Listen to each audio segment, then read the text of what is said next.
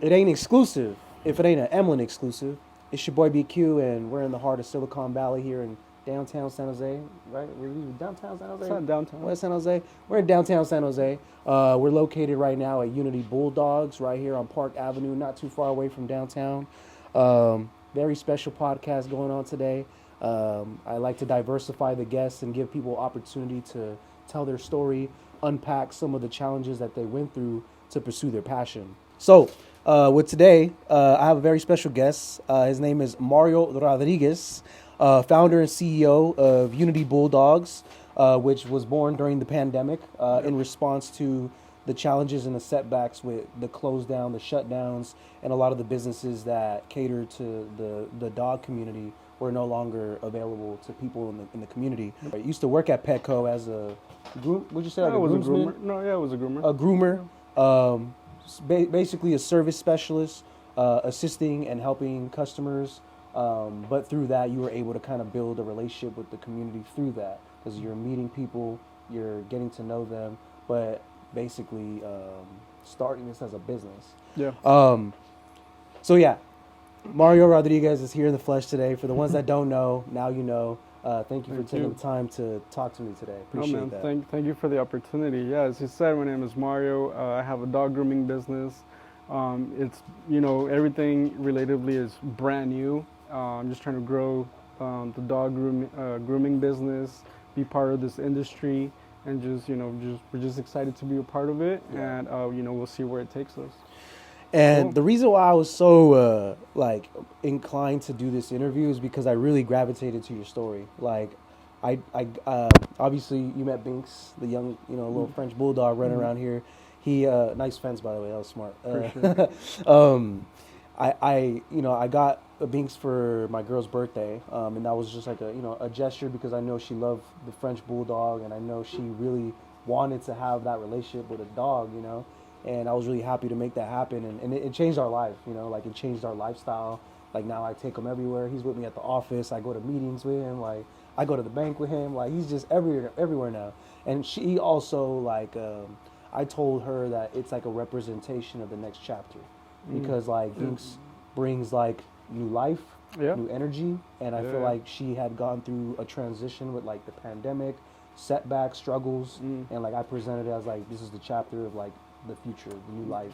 Yeah. And I felt really happy to give her that pup.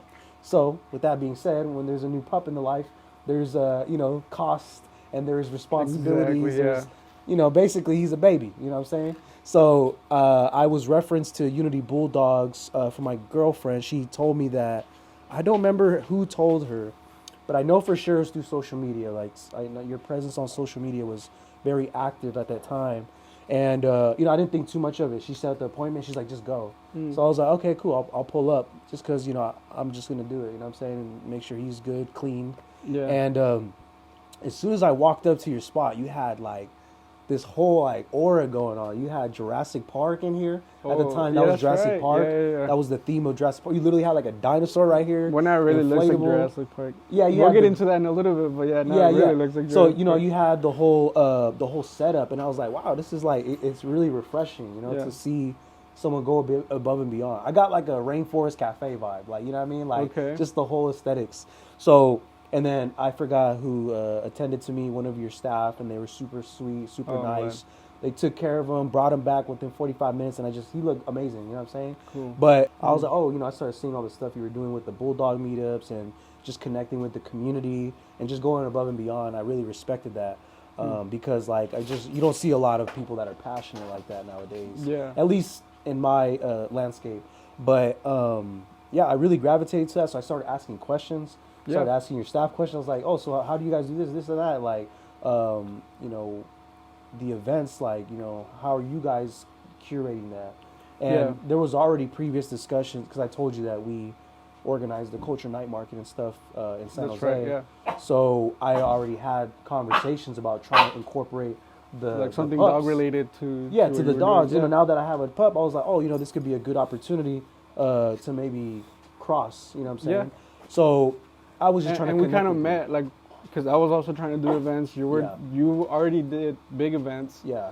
So it was just like a perfect spot for both of us to kind of connect and just be like, how are you doing this, or how can, in your case, incorporate dogs, and in my case, how can I actually make events legit? Make them better. So I think it was like a perfect like time for us to like connect in general. But yeah, when you first came back, it was a Jurassic theme. For people that don't know, in our grooming salon, we have every month we like to change the theme around.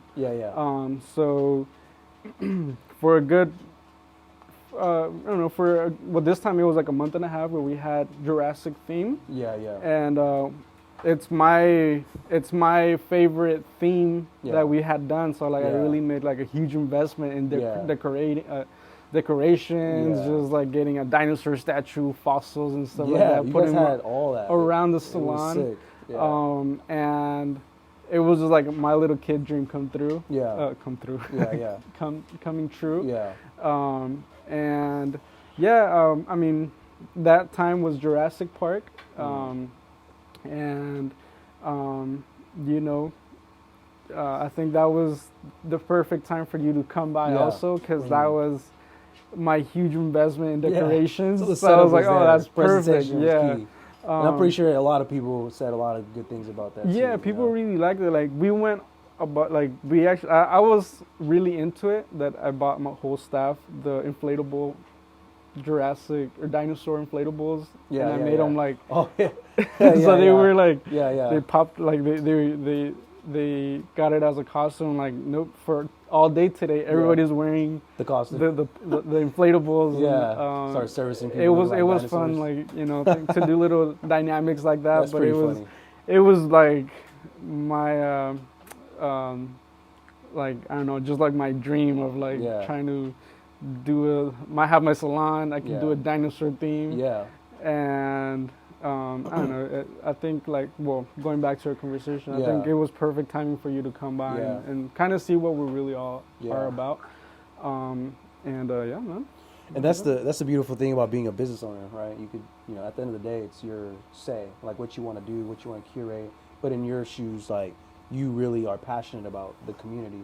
So you always keep their best interest in what you create. That's what I took away from all that. Like, you knew that it was going to make people feel good. I think like it's a little bit of everything. So it's a little bit of, for sure, having the community is for sure, it's not really like what I say, but I'm like, I like doing this. I feel like people would like it, or, hey, I'm just going to try it out, see what the response is going to be. Thankfully, what we've done, like, we've gotten a pretty good response overall with, having our dogs just roaming around, Drago biting the pumpkin, and don't mind them. Just letting our dogs roam loose, be them. Having like, in terms of our grooming salon, we like to have everything cage free. So sometimes you see a bunch of our dogs just roaming around. That was one of the things I noticed too. Like, that was different. It's obviously like, trying to keep everything, like, also being aware of like every dog might have a different temperament, but the dogs that can be roaming around, we for sure, we let that always with the customer's consent. But we just like to keep everything just like a cool, like, friendly environment. The dogs can have a positive experience with us. Also, the clients, the people, the humans can have a good experience with us. We have the decorations where people can take pictures.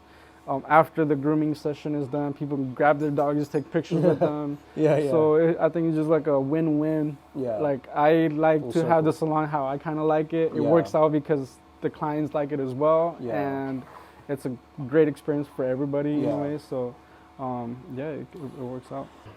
When I got a chance to meet you and I kind of express my interest on potentially collaborating with you, I was just, after that point, I realized I want to do more homework and just kind of learn more about what you were doing. And then seeing you tap into different areas in San Jose to basically, bring the community together, I just thought all that was parallel to, like, the Culture Night Market impact. Because it's like, you're helping people, you're put, and I'll go into more context too, because I feel like I want to explain how you even got here, right? But I want to say that you showed that no matter what, you were putting the community first. Like, you were trying to, like how we were talking off camera, like, it was like you needed to make it happen because you knew that the people were gonna not only appreciate it, but they were gonna be impacted positively by that. You know? Yeah. I think in my case, just to give people a little bit of a backstory of how we started, um, it was first just bathing dogs. It was like we were talking, you said off camera, like how we kind of started. Yeah. It was like I wasn't really making any money off of this job that I had, construction wise. Yeah. And then I wanted to do something dog related. I first went into, because I was working at this big corporation, and I got into it trying to be a dog trainer. Yeah. But the position was full, so they moved me into being a dog groomer. Yeah. But I had just gone. I don't know. It was like a weird time at the moment because before even getting working at this big corporation, I already have my dogs. I already have my bulldogs. Yeah. We were already doing like a bulldog meetup. Yeah. Which are events that we currently do now. But we were already within like that whole bulldog like community. We were already part of it. Yeah. I had 2 dogs, 2 bulldogs. I met a lot of bulldog breeders, so I was like, maybe if I get into like something dog related, I can get more in depth, like meeting them, be a bigger part of the community. Yeah. So I wanted to train dogs.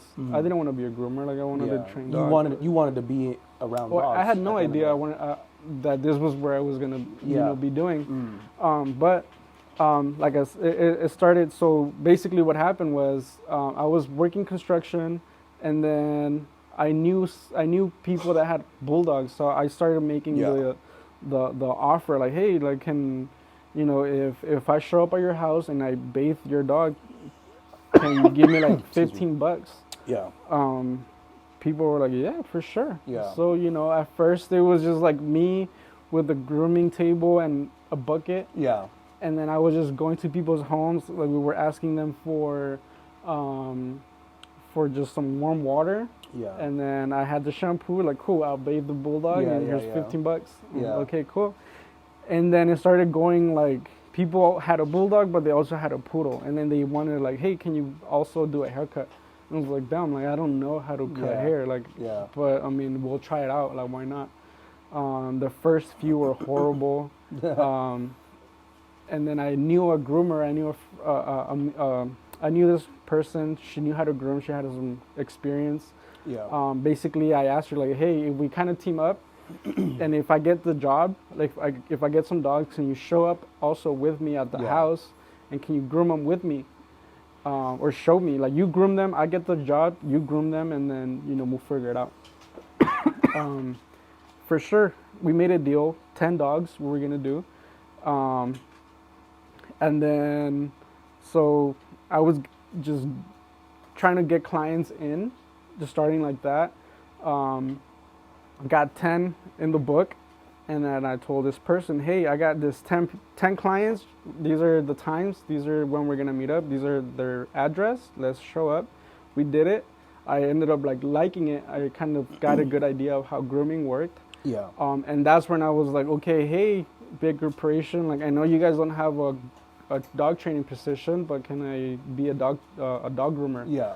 And then there was a spot available. And then they sent me through the academy. Wow. And then I started learning more about grooming, and at this point it was like less of a liability, because I was kind of covered by this big corporation and had like an accident happen because I was just starting. I didn't know what grooming was really.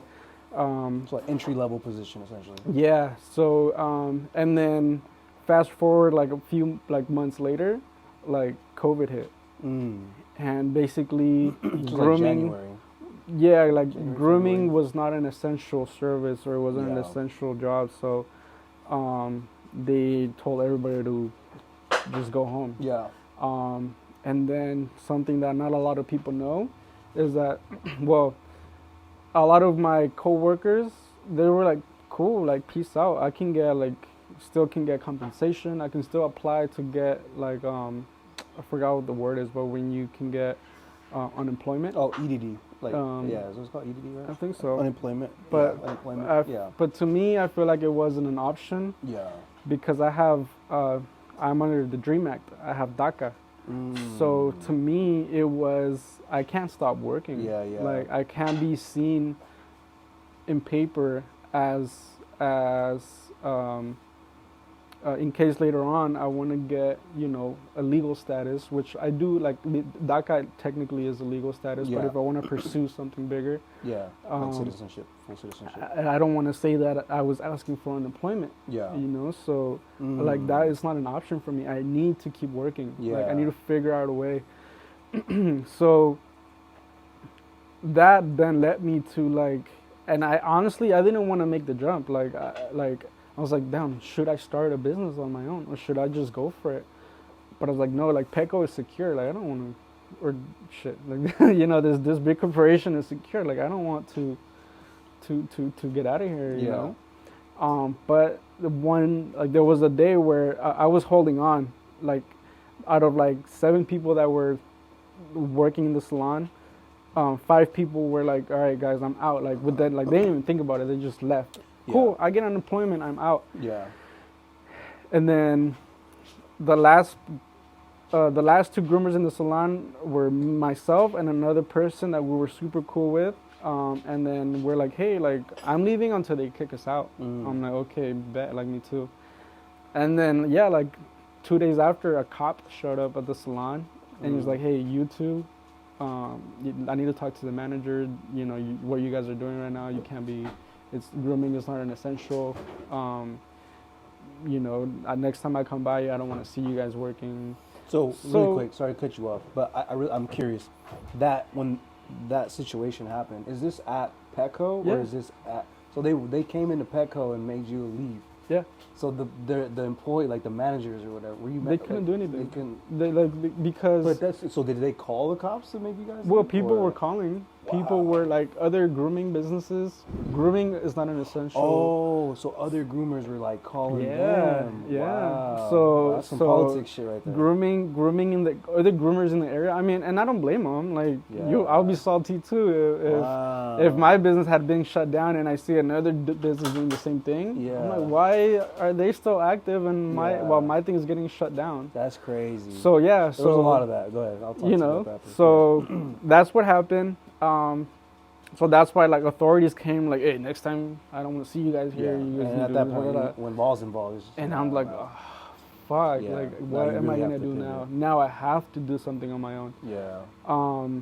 And then honestly, like, sorry to say this, but I started doing grooming on the low key because you still couldn't groom. It's still not a service you could do. Yeah. But at the end of the day, like, the hair on the dogs was still growing. Like, they still needed a service. Yeah, there's still service. Where were people gonna go? Like, they were doing it on their own at home. Yeah. But I was getting phone calls like, hey, like, I just cut my dog's ear, or I just can you like what can I do? Trying to do it at their own, but clearly they need it. Yeah. So I was like, you know what? Like, screw it. Like, I kind of had an idea because I was kind of already going to people's homes with this other person to get some, like, grooming under my belt.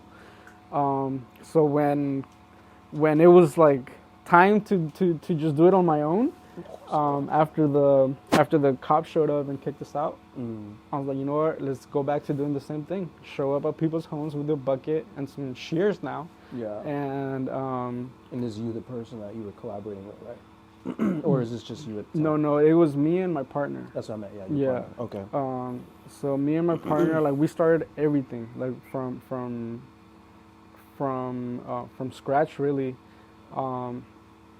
This was going to be like our third journey, trying to start a business. Yeah. Because rewinding before dog grooming, we had been going to, like, the flea markets, because we would go, like, try to flip shirts and try to flip just things at Goodwills, like buy things from Goodwills. Like thrift, essentially. Thrifts, yeah. So Capital Flea Market or Berryessa or? Honestly, everywhere we can go into. Okay. Oakland, I didn't know anything about seller's permit. I didn't know anything about anything. Yeah. So there was this flea market at his high school that didn't really ask for any permits. So I was like, okay, cool. And they only allowed you 3 times to show up without a permit 3 times. Okay. So once you like check those 3 times, Yeah. then you can't come in until until you have your seller's permit. Yeah. So I basically went to the Berryessa, Capital, the high school flea markets that sometimes they have. Yeah. And then I basically like burnt all my 3 options in every place. And then it ended up not really working out for us. We weren't really selling as much. So I was telling my partner, like, hey, like, let's, why not just do, like, that's how we started kind of just exploring options. Grooming or just like bathing bulldogs was another thing that we were trying to do. Yeah. And it just kind of started, kind of building up. So during COVID, like fast forwarding now into COVID, like, fuck it, let's get a table, let's get a better bucket, let's get some shears, let's get just whatever basic stuff we need to just complete the groom. Yeah. And then, fuck it, let's just groom. And then, to be honest, it was another blessing, or it was super practical, because it was right when COVID hit, so there was no cars on the road. Yeah, literally. No one was in the road, so I can go from one side of the city to the other in like 15 minutes. I'm there. Good times. Yeah, it was a perfect time. Good times. So I could plan it out. Like, I didn't have a lot of clients. I couldn't make a route just on south side or north side San Jose. Like, I had to go like back and forth. Yeah. So I was like, dude, there's no cars on the road. Like, perfect, you know? So it was just, okay, in 30 minutes, I have to be grooming the other dog. So I have 15 minutes to get there. I have 15 minutes to get my setup. While I was like mentally getting ready to groom the dog. Because I was like, oh shit, what type of dog? What breed is the one that we're going to do? It's a Shih Tzu. Oh, like, I don't know how to groom a Shih Tzu. Like, so I got there to the house. I used up the 15 minutes to get to the house. The other 15 minutes, it was me watching a YouTube video of like how like entry-level grooming videos on like how to groom a Shih Tzu. Yeah. And then while my partner was setting up, so she was getting the water, she was setting the canopy, and I was over here like stressing out like how do you, like step 1, how to groom and I was watching videos and I was just like, okay, my 15 minutes are up, let's get to it. Let's just start grooming, whatever comes out. And it would take me like a good 3 hours to do a groom. Normally now it takes me like an hour and 15. Over there, like back when I was starting, it was like 3 hours and a half and sweating. And the end result was horrible. Like it was super shitty. Thankfully, some people started like, I don't know, like I kind of like, they kind of liked me a little bit. So they wanted to give me like another opportunity. So now I had a job for like another 2 weeks. And then they started telling their friend, and then their friend, and then it just started like a little chain. And then thankfully, like it started like building up. I started bettering my skills. And then after a while, because of winter season, this was all kind of during the summerish, like starting of the year all the way to the summer. Yeah. And then when the cold season was coming up, I couldn't be grooming dogs under the rain. I couldn't be grooming dogs when like cold's You were doing this freezing. Outdoor in like their Everything houses? was outdoor. Was it at their house or like your house? No, it was at people's homes. So you guys are okay. Yeah, it was everything was mobile. Yeah. So everything was a bitch trying to figure out where to do the groom. Some people had a perfect front yard, just going in there. Other people lived in the 10th building, like an apartment. Oh, damn. So we had to like... You had to just go through all of it. Yeah, there was one time where like the elevators weren't working. So we had a huge we had a grooming table, we had a bucket, and then there were just the crazy things that we had to like go all the way up. You gotta go upstairs. Yeah, so we're just trying to figure out the setup. And every different house, we had to figure out where we're gonna work. There was one time where I had a client where I showed up at, I think it's Mercado 20. Yeah. They have, I think it's a smoke eaters. It's like a wing spot. I think it's like a smoke eaters, I can't recall. But either way, I set up on like right next to like right like I showed up to the parking lot. I'm like, hey, bro, like I'm outside, and then he's like, okay, where's your van? I'm like, no, bro. Like, He's like, where's your mobile truck? That's hella no. funny. I was like, no, dude, I'm sorry, bro, but everything's outdoors. Like, Yeah. can I go inside your, smoke eaters and get some warm water? Yeah. And then I was like, I promise it won't take long. Give Yeah. me like 40 minutes. Like, Yeah. I'm already here. Like, let's Yeah. do it. Yeah, dude, I groomed it. Like, thank God it was a Frenchie. Yeah. So I was in and out. Yeah. But yeah, like, I was right literally over like Mercado 20, like right next to the, at a smoke eater, outside of smoke eaters, bathing a dog real quick. Yeah. People were like, what the hell are you doing? Like, but I was like, hey, like, I'm just starting out. To me, Yeah. it was the most, like it was fun. Like, it was Yeah. fun doing that. Yeah. That's the grind though. Like everything you're talking about. Sorry to like kind of jump in, Yeah. but I mean, just what you just said. The elevator wasn't working, so you were forced to take the stairs. That's all entrepreneurship is. Like you're constantly Just figure it out. you figuring it out. Yeah. You problem solve. You use your critical thinking skills, and then you find a solution. Yeah. Like even what you were saying. And I want to take a little back. I want to give you a chance to finish because we only covered half the story for the ones that don't know. Being Latino, right, and the circumstances that you're in, I think it's relevant to bring that up because Latino people, we're the type where we just keep our mouth closed and we just put our heads down and we just go through it. Like Yeah. we work, we don't complain, we just figure it out. I'm pretty sure I can speak for most Latino folks. Yeah. My parents are from Nicaragua. I'm a first generation American, but my parents came to the States when they were 18 years old. Yeah. Yeah. I think the biggest thing is just like, what's the worst thing that can happen? You Yeah. know, like, fuck it. Like, let's. Yeah. I think our mentality is more like, we're already here. And like, we made it so far. Why not just do this or do Well, that? it's what's interesting though, because and this is my experience. Maybe your experience might be different from mine, but my parents, when they came to the U.S., like they came here for a better opportunity. Yeah. Because at that time there was a civil war going on, and people were going forced to war. People were dying, so they were forced to come to the States. And growing up, the standard of like the strict, what I'm saying, like the School? whole, you got to go to school, you Yeah. got to do College. well, you can't be bad, you can't do this, what I'm saying. Like my Yeah, yeah. brother and sister, they went to college, they graduated. I went to JC, but I didn't finish. You know what Me I'm too. saying? I didn't dropped finish out. either. Yeah. I dropped out and I pursued entrepreneurship, and I still value education. And you know what? That's like, now that you mention it, that's really hard for a lot of our people. That's what I wanted to ask you, because sorry, cut you off again. But No. Like that's what I want to know is that switch, like that mental switch. When did you know that you were willing? Because like I don't know if your parents were critical of your entrepreneurship route, because like my parents, like they're so accustomed the to funny like, thing, you know what I'm saying, the funny a thing, career, and that's I don't what know I'm if this will help some people out. Yeah. At the end of the day, they're still gonna be proud. Yeah. Yeah. I think that's what kind of like made me relax. Like, because I dropped out of college. Yeah. Like,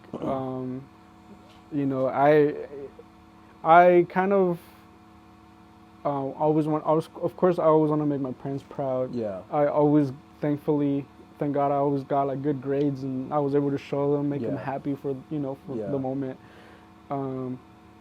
But on coming to like my journey into college, I was lost. I was like trying to figure out what you want to do with what your the life. heck, type like high school easy, like here, almost Homework, go back almost home. 4.0, like here, Yeah. get it. Wow. And I thought college, like I got this too. Yeah. Got into college, man, and it was like it was, at least in my experience, I was super lost. I was like, what the hell? What JC did you go to? San Jose State? State. Oh, State. No, State, Okay. yeah. Okay. I went to State. But even though my high school, like, I went to this high school where like they really help you out throughout the process. Even with all of that, I still was like I don't feel it. Like I don't. It's not for me. I went through my classes that I thought were gonna be easy. Yeah. That I had already passed in high school. Yeah. But I was just lost. Like I was like, I don't like this. Like honestly, college is not where I want to be. A semester is like $7,000. Yeah. And out of 5 classes that I needed, I only got into 2 because everything's impacted. And from 4 years, I ended up looking at, 7 to 8 years because I can't get all my credits. Like, so I was like, you know what? I made it in like 2.5 years into college, and I was like, I'm not about to pay another $7,000 just to get one class that I need. Like, this is crazy. Like, so, that's why on the side I was kind of doing construction. I was trying to do like the selling of like flipping things. Yeah. And and then it was like a little bit of like tough trying to explain that to your parents. Yeah. Because all they want, especially, I think this applies to like majority of culture and different ethnicities, but at least like all they want is like to say like, oh, my kid graduated, or my kid's going to college, or my kid's this, And I know they say like, oh, as long as my kid is a good kid, then I'm good. Yeah. But in reality, you also know that they think it would be nice if they could say my kid graduated or my kid's at college. Yeah. So it was like a tough thing trying to like break it down to them. We're like, no, but look how much money I can make doing this. Or no, but look, let me try to give me like 2 months and I could show you the result. Mm-hmm. So the first like I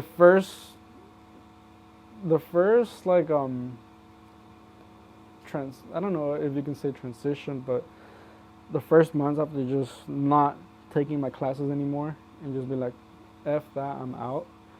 And now it's like, shit, like I did it. Like I'm not going to class anymore. Yeah. But now I have to show my parents that I can do it. You gotta hustle at that point. Now I have to do this. Now I have to make it because now I need to like not give them a reason to shit on me. In a way. I know at the end of the day, they're gonna be your parents, but you still want to make them proud. For sure. So. But did you? Sorry to cut you off again. But did you get any pushback at any point in time? Like just because of the fact. You know what? Thank God that both my parents didn't say it. Like they weren't concerned. Like they were definitely concerned. Like, why are you not going to college? Yeah. I would have like walks with my dad at night. Yeah. Where he would be like, no, dude, like college is the place to be, this and that. Mm-hmm. And then I was giving him hints like, honestly, that's not worth it. I'm paying X amount to get this amount. So it's not worth it, man. Can you, I'm trying to explain to you that it's not, at least in my case, it's not, So it was like, my dad would never say like, oh, no, like, but I could tell he was like, I don't know, like, it's risky, like, but thankfully I didn't get a huge, but at the same time, I was trying to also do my part of not to give him a reason to like, I was always trying to be the kid that like showed them that I could make it. You know, high school I got almost a 4.0. Wow. I'm like, dude, here, like, trust me, like I got this. Like, if I fail, then I fucked up, you know, and I can say that I fucked up later on. But at least in this point in my life, like, I don't think this is for me. I can always, like, college is always gonna be there. Yeah. College it's always gonna be an option. Yeah. But right now I want to venture out and do other things, and and I think that's what my dad was like, okay, fine, like, so yeah, like I didn't get a huge pushback, but I think I also gave him reasons not to. Because I kind of always showed them that I could do it. And the only reason I wanted to highlight that is because, like, I think that's common, like what you broke down, like people that, as a first generation American, we're influenced that is the route. Like that is the only route. Like it's not even like there's options. It's like you go to school, you become successful, like that's it. Yeah. And anytime you step out of that, that's why I asked if you had pushback, because I got pushback, because I got a lot of pushback, because, especially this whole hip hop thing, right? Like, Latino people ain't rapping like that, because we're fans of the culture, but it's like we weren't the ones that created it. So it's like we're just so having to explain that, right? And then make it make sense. Because I think what I can kind of like connect to your story is that now people, like, now your parents see you and they're like, okay, he's making things happen. Okay, now he's doing things. But I know, like I had to prove it. Yeah, exactly. Yeah, like at first my parents were like, oh, te estás haciendo pendejo. You know, like, what the fuck are you doing? Like, yeah, right, you're working from, like, leaving the house at 7, 8, or, like, not even 7, but, like, 8 a.m. all the way to, like, 9 p.m., you know, not knowing that at 8 p.m. I was outside of Smoke Eaters bathing a dog, you know, when it was freaking cold, and, like, they didn't know that, you know, like, but now that they see, like that we like moved on from being that mobile to my friend's garage to now a salon next door and now this one, now they're like, okay, like now they're more like relaxed about it, and now like they're more like, okay, yeah, like no, I always knew you can do it. I was like, dude, like now you do it. But yeah, I think it kind of, you know, kind of connects with yours, because now, like, you know, fast forward a few, they see that you're there, like it was what makes you happy, and and you know, and now like, okay, you know what, as long as my kid's happy, I'm proud, like I'm good, you know, and I bet you that pushback is minimized big time now, and that's how I feel it on my end. But like I was saying, it's because I also give him a reason to, you know, to not give me that much. Hey, kudos to you, man. 4.0. That's impressive. What, 3.6? Hey, shit. I mean, 1.7 over here, man. Shit. We left off where you said that you were going in front of Smoke Eaters. You know, you were servicing people outside. Yeah. So we're still in the part where you're outside. We haven't gone into the building yet. You know, I want to kind of transition how you got there from there. So so yeah, we started going mobile. It was perfect timing because it was like early in the year. We went through that like the summertime. From the summertime, you know, it was kind of after that. It was obviously getting cooler. It was raining, so on days that it was raining, we couldn't groom. We didn't have a mobile van. Like we were going at people's backyards and grooming, so we couldn't do that. Had to cancel the whole day. You know, it was like, hey, it's too cold. Like now it's getting cold early. We can't be grooming at these times. It was just like a huge, like, what are we gonna do now? Like it's, you know, it's winter season now. And one of my buddies, he's like, well, I have a garage. You know, you can use that. And he was one of my buddies that he's a dog breeder as well. I had gone to do some services on his dog before, and as a joke, it had been like months before, like, well, why don't you just do it here? And I'm like, no, it's still working out. Like I got this. You know, I wanna. But then like wintertime came along, and I was like, hey, bro, like, is that offer still on the table? Like, what's up? Like, can we still groom at your garage? And then he's like, yeah. Like, you know, we'll work out a, you can rent it out. Just give me X amount, and you know, you can use it. It's got hot and cold water, or whatever you need. Like, I'm like, perfect. We'll set it up. So yeah, I got like a little reception area and like. So you set it up kind of like a miniature version. Of this. It was It was honestly, it was a full-on grooming. Wow. Like a full-on salon. Like it had a reception area, it had a waiting area. Which honestly, it was just like you turn this way, that was the waiting area. You turn this way, this is where I bathe the dog. And you walk straight, that's the reception area. Like, but we made it work so that it looked nice, and people felt like, I hope that that's what they got, but like where they felt comfortable. And the best part that everything was one-on-one. So like, hey, you know, my 3 o'clock shows up. Hey, Jose, how you doing? Yeah, come in with Charlie. Like, we'll groom him. You can wait right here. You can see everything that I'm doing to your doggy. I got a TV going on. Here's the remote. You know, let me do my thing over here. So he's watching the TV. He can look at what I'm doing. And it allowed me to kind of learn like dog behavior, like you know, because you were with them now. It was different because you were mobile. Now you're like now I'm with them. Like with them. You know, now people waited for the dogs there. Not all of them, but most of them were waiting for the dogs there. They loved it. I was able to make connections that way, and it worked out. Like it worked out really well. And that happened for like I can't recall, it was like a full on like 8 months, or yeah, it was like 8 months.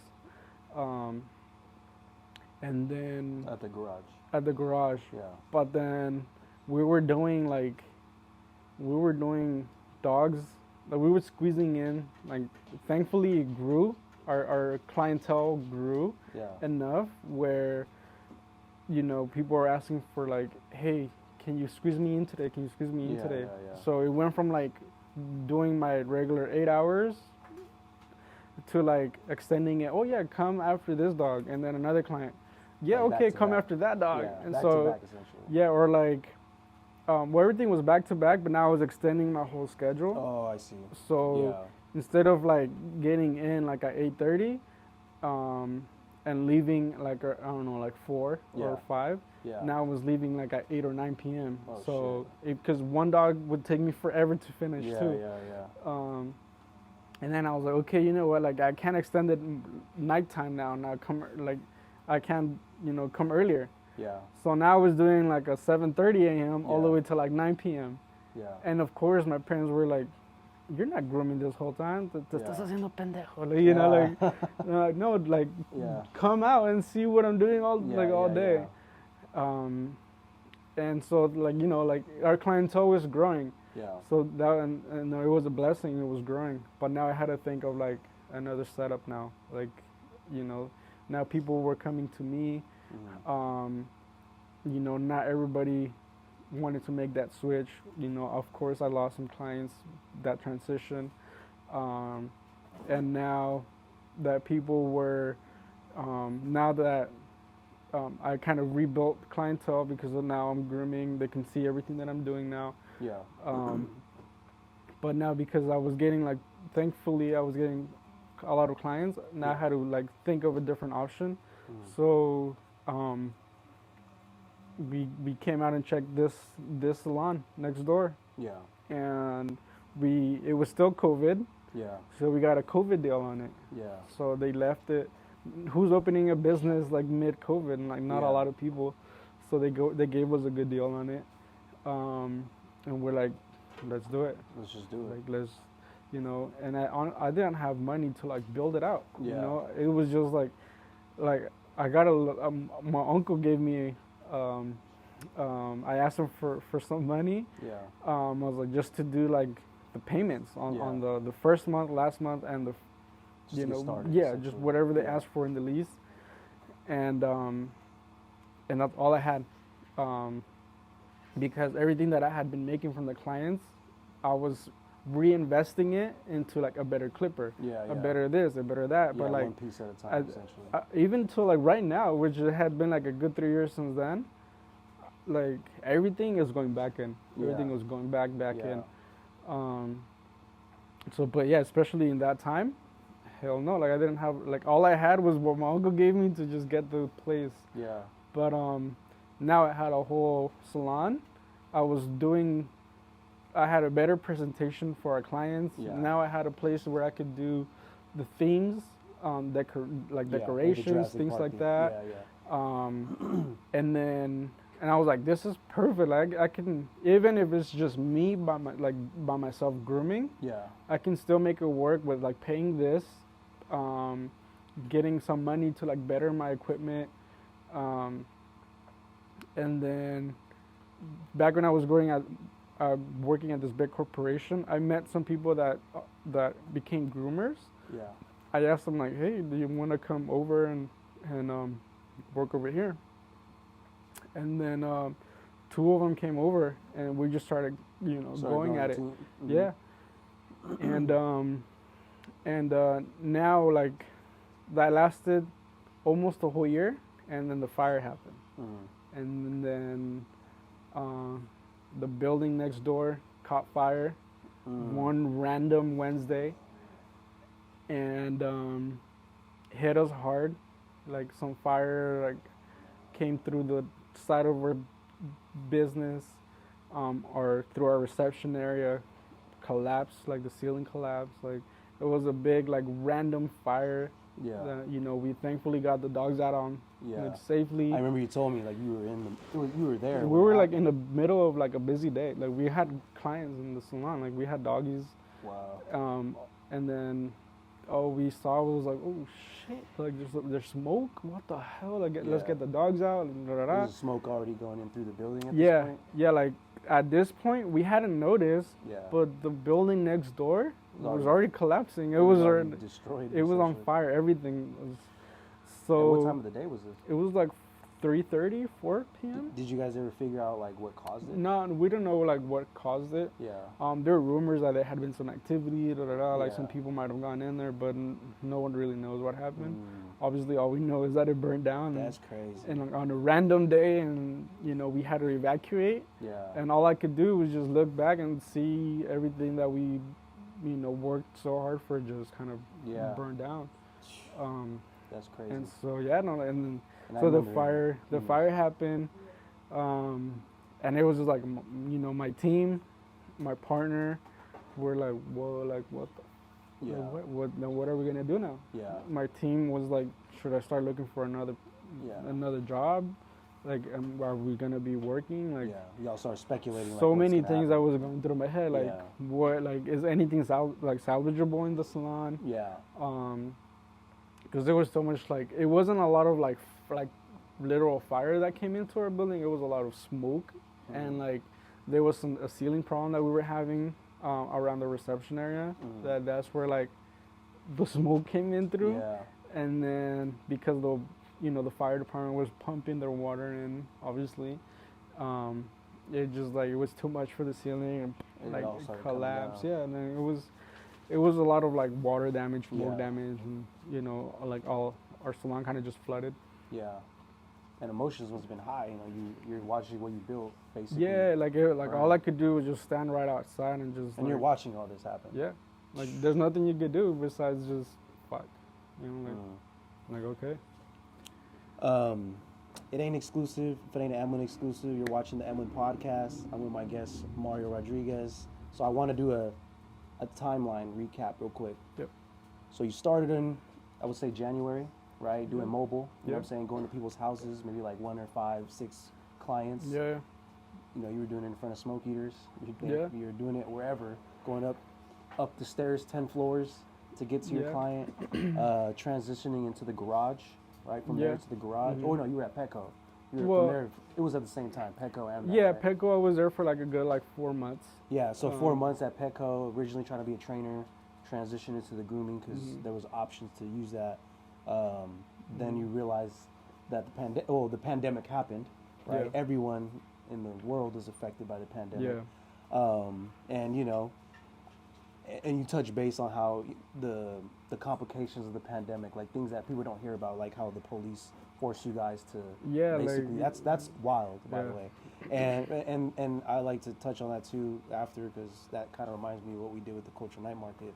But from the Petco, 4 months, then you transition to do in the garage from Petco, right? right. And that's 8 months in the garage. Uh-huh. And then from 8 months, then you have built up enough to, and then you had talked with your uncle to give you that loan Yeah. to build the original spot. Yeah.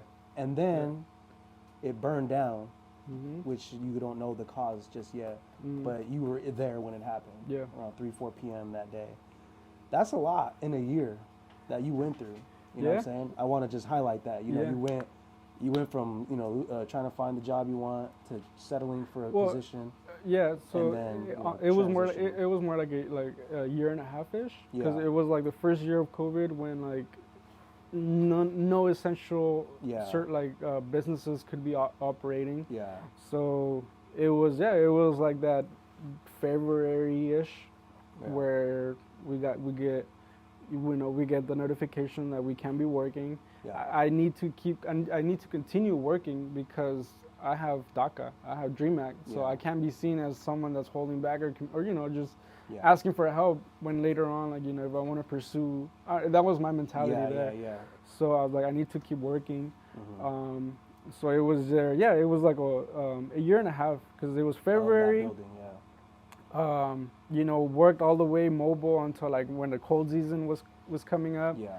And then that was when my friend allowed me to or he rented out this garage, Yeah. and then the garage, that was another 8 months of being there. Yeah. And then it built enough clientele to, start The space. bit like a brick and A mortar. brick and mortar location. Mm-hmm. All in a span of a year and a half. Yeah, like a year and a half. That's amazing. If no one's told you that, I just want you to know, like, not a lot of people have tenacity to like encounter obstacles, get through it, and then find a solution to continue. And you know what? Like, I do want to take some time to like really emphasize too that, like when you say it, it's a lot. But the like what we're talking about, things that go behind it. Yeah. It's also the team, my partner that helped me out big time, go through everything. Because it wasn't just like, I want to do it, or I'm doing this and that. Because when it comes to like what we've been doing, like I'm the face of it with Drago, my dog. Yeah.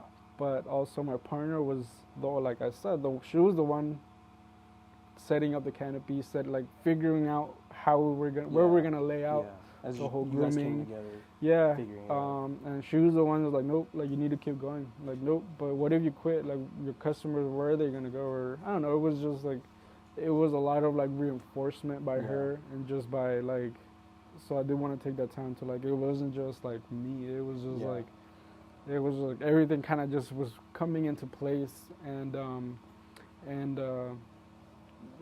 we just okay, I'm gonna hold on a little bit longer. Okay, hold on a little bit longer. And then it kind of just like step by step, and now we're just like, here's another option, here's another thing we can take on, and we were just like taking things on as they came. Yeah. But yeah, it was me and my partner that we were doing everything. Having all the support from your team, your partner. Yeah, my all team, that goes family, all family. Just like also my dogs too. Yeah. Like what if I get like, I can always get a job, but I don't want to leave my dogs. I don't know. It was just like, it's cool me having a garage now and just having my dogs with me all the time. Yeah. I didn't want to lose that either. Yeah. So it was. There's a lot of things. Yeah. But it was not just, I don't know, just want to. Yeah. It wasn't just. There's a so many community things that go behind behind it. it. It's not just you. Yeah.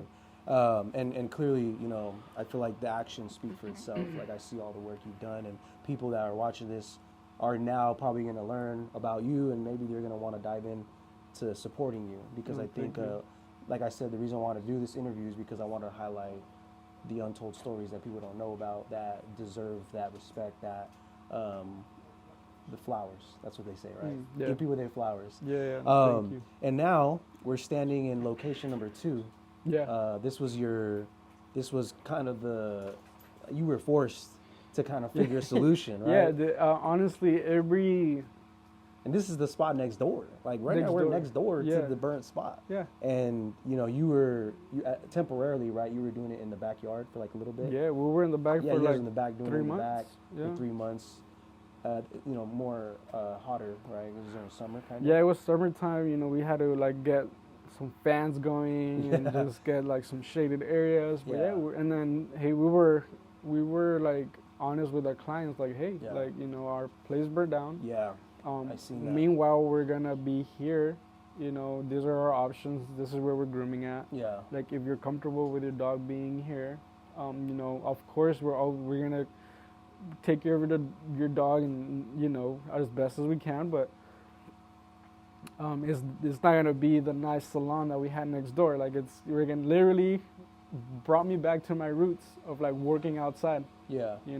And it's a scenario that I'm perfectly comfortable in. Working outside, trying to figure it out. It was like, okay, guys, my team, we're gonna work in the back now. So if you're worried about where you're gonna go or what, about finding or where you're gonna work at. Yeah. Whoever's okay with it, we're gonna be in the back.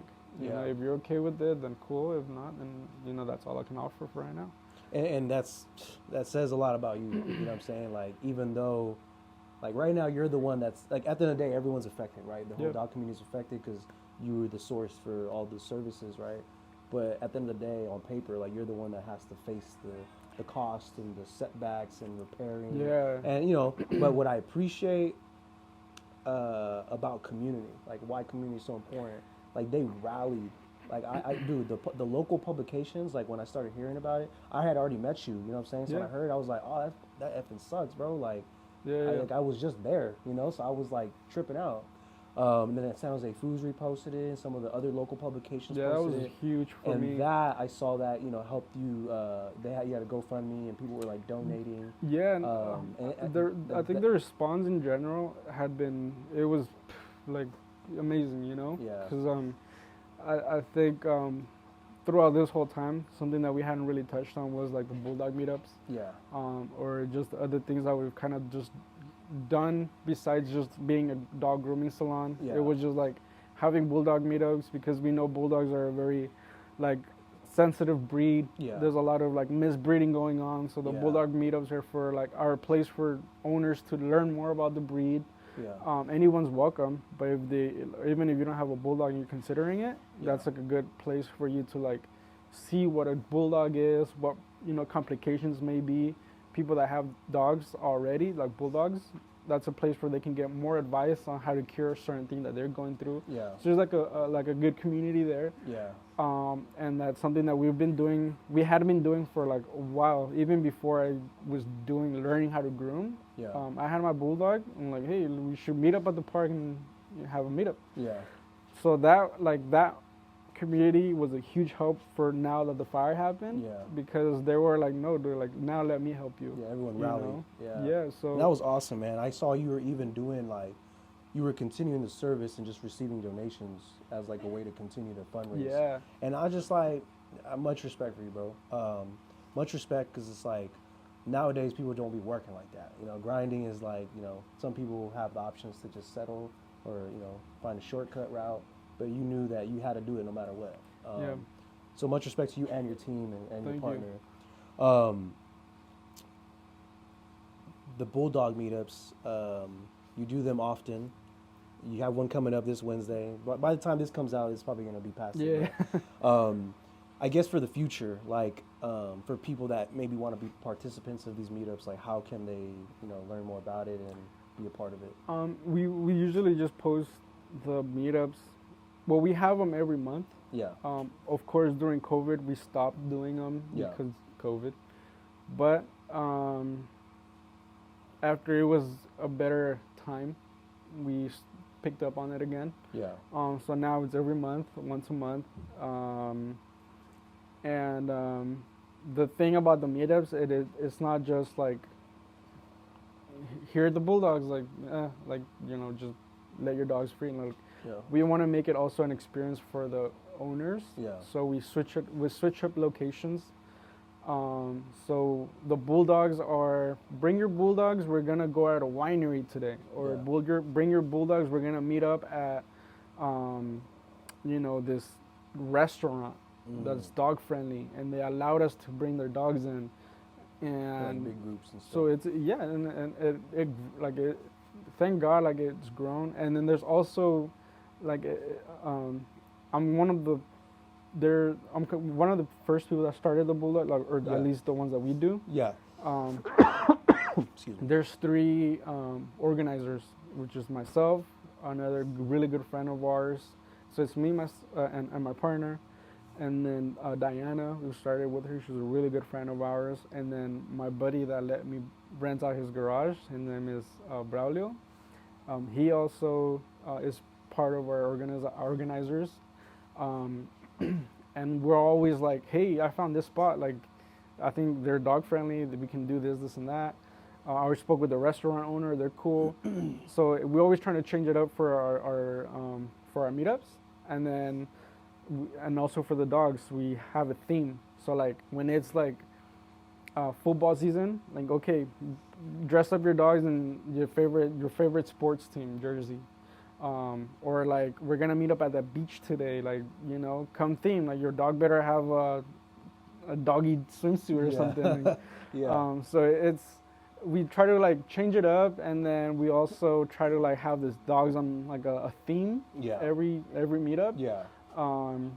So, and then we also use those meetups to create some awareness on other issues or other things that we like to like get the Yeah, community to learn I about. noticed that you were also kind of facilitating like adoptions. Like, Oh, that's a new thing for us. Yeah. So before it was like, especially during Thanksgiving and the Christmas ones, especially, we were doing blanket drives. So, like, hey guys, we're gonna meet up this, this December, on Sunday the 20th, yeah, and we're gonna be doing a blanket drive. If you wanna, donate some blankets, we're gonna be we're gonna be taking them to this shelter. This year it's gonna be, we chose this shelter. We're gonna give, some blankets over to them. And then, dude, like the response was crazy. Like the first time we did it, we got like 3 huge boxes of blankets that we dropped off at the shelter. wow, Or just people that are part of our community that one of their dogs randomly got, I don't know, like one of the dogs got ran over, and they shit. can't pay for the bill because it's crazy expensive. yeah, We use the Bulldog meetups. We do like raffles, like, hey, buy this. We're gonna be having this raffle. It's like $5 a ticket. Whatever we get from that, we're gonna give it to this person to help them out, pay for the bill for their dog. That's So awesome. we try to like do things like that are helping out. And then little did I know that all of that was gonna translate to me eventually needing some help when the fire happened. So I think that's why people were like, let's help them out now. Yeah. That's amazing. So Yeah, it's like community. Yeah. You just gotta give homage to community, man. Like communities from all over San Jose, from multiple categories. Like, I just feel like, at the end of the day, like we all we got. Like that's something that I always say. Like Yeah. we literally are our only saviors. Like we need to lean on each other and help each other. at a really young age, and I'm like, fuck, like life is short. So I was like, I'm just gonna try whatever pops into my head. We're gonna try it out. If they work, they work. If not, I did it. I tried it. So we'll see where it takes us. Yeah. But yeah, I think that's another thing. I think that's a great message to close it off with, man. I think Yeah. it's positive, and I think you're leading by example. And I think, like, to your point, that there are people that shy away from pursuing their dreams, their passions, and things that they want to create with their vision. Yeah. And I think to echo what you said, like for me on a content perspective, I deal with a lot of creators, and a lot of the times they have these great ideas, but they hold out on themselves because they're worried about the feedback of what people are going to say. But what I tell them is like, don't be the one that judges the content, let the people judge it. Yeah, Because exactly. they're the ones that are going to tell you if it's dope or not. Yeah, and at the end of the day, even if your product or your content is shit, if you're happy with it, Yeah. and that makes you happy, then you're happy. Yeah. Like, Yep. like you put it out there. If it's something that you're happy doing, and even if you don't get the response that that you were expecting or not, but Yeah. dude, you did it. You're doing it. You threw it out there. Yeah.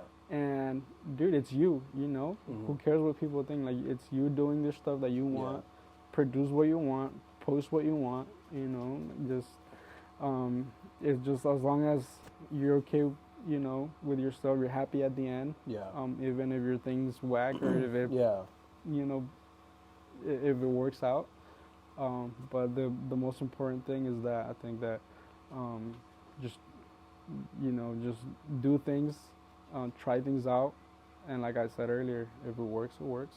Yeah. If not, you did Keep it. going. Yeah. Yeah.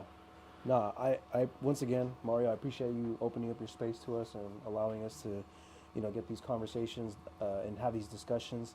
I want to give you an opportunity for the audience tuning in, for the ones that don't know you, barely hearing about your story. How can they, support you? How can they follow you? Just kind of all that information, so that way people can, join the movement. I think the best way to, I don't know, to help us out is by just following us on social media. We like to post our events there, so we have a lot of events coming up. If you want to just see what we're all about, we're gonna be posting events, even for the rest of the year. Like at least once a month, we have a Bulldog meetup. Yeah. And then for sure. from Bulldog meetups, we want to have events for dogs in general for all of our clients. So we do want to host events for all dogs in general that everybody's, obviously welcome to. Yeah. So we'll be posting that, and the best way is just to show up and be a part of it. Yeah. So I think that's the best way. Our handle is just Unity Bulldogs. Just Unity Bulldogs. One word. Unity Bulldogs, one word. Yep. Yeah, folks. Once again, Mario, I appreciate you opening up the space and letting us talk about these things. San Jose is probably going to be the primary people tuning in. Yeah. So any message to the city that you want to give? I think the biggest thing is just thank you for allowing me to be a part of it. Yeah. I grew up here. This is my city. I really feel a part of it. So the real message is like, thank you for the blessing of allowing me to keep my business up and running, So just thank you for allowing me to be a part of it. Awesome. Gratitude, man. Cool. Potential Culture Night Market Paul event? No, just we've been talking off camera, but hopefully in the future we'll make something happen. I'm down. But yeah, for the ones tuning in, if you made it to the end of the podcast, thank you for tuning in. Stay tuned for more episodes dropping every Monday at 8 a.m. Pacific time on iTunes, Spotify, and YouTube. You want to keep up with all the shows and all the content we're consistently releasing. Follow EMLN Exclusive at EMLN Exclusive at Instagram, TikTok, Twitter, YouTube. Our website coming soon. Much more. So once again, Mario, thank you. Man, thank you. It was an awesome experience. Appreciate you. And shout out to Drago. Yep. And let me Beats get him on camera. for being awesome participants of the production here. And if you got a dog and you're trying to get groomed, make sure you guys check out Unity Bulldogs. It's your boy BQ. It ain't exclusive. It ain't an EMLN exclusive. My guest Mario. Thank you, and guys. we out. Peace. Thank you.